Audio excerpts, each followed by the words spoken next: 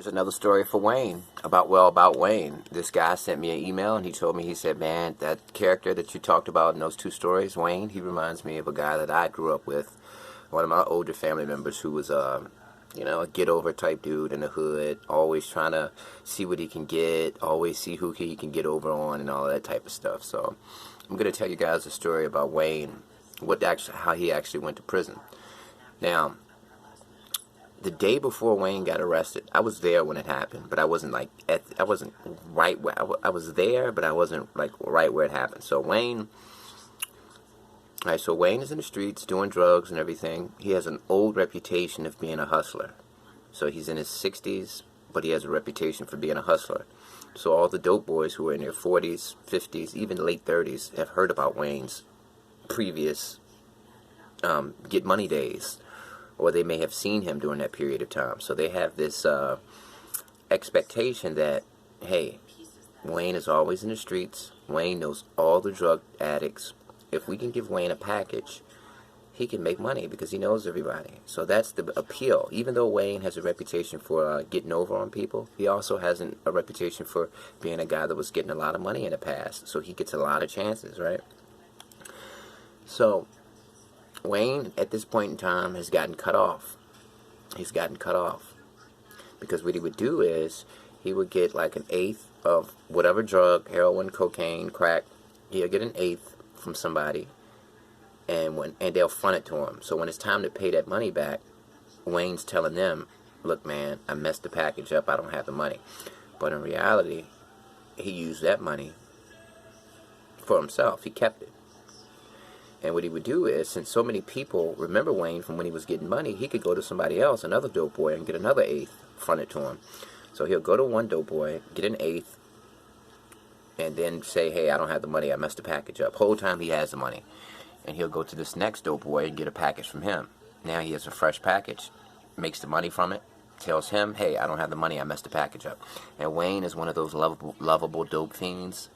So he doesn't get beat up, he doesn't get shot or anything like that. People just kind of get annoyed by him and irritated by him because everybody knows Wayne and remembers Wayne from back in the day. So they just kind of like, you know what, Wayne, I'm not dealing with you no more.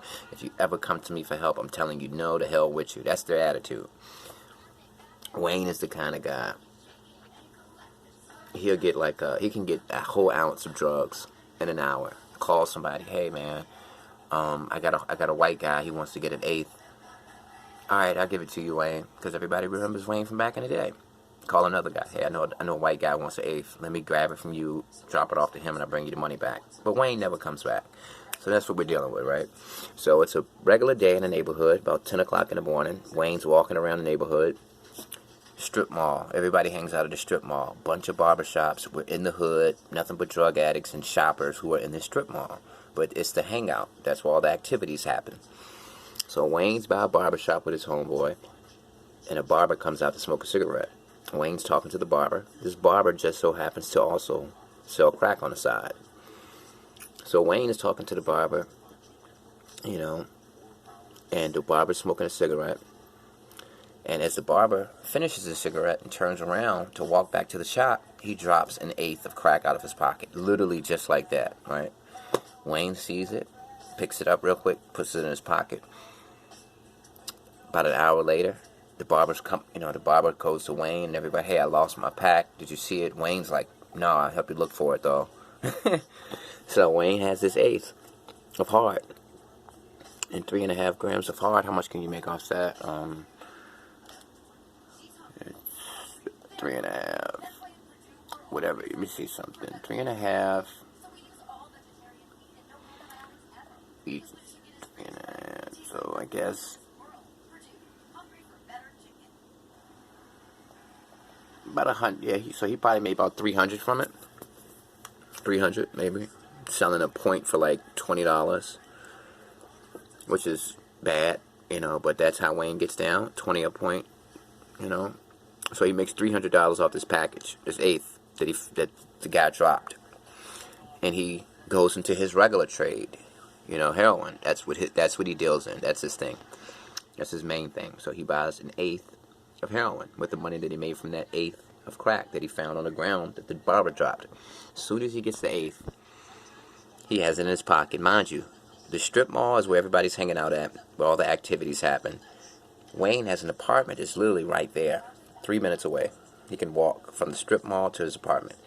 Instead of taking that 8 ball that he just got of the dope back to the house and just bagging up some 20s, he has a whole eighth in his pocket. He's going around bragging about it, showing all the guys, hey, I got an eighth.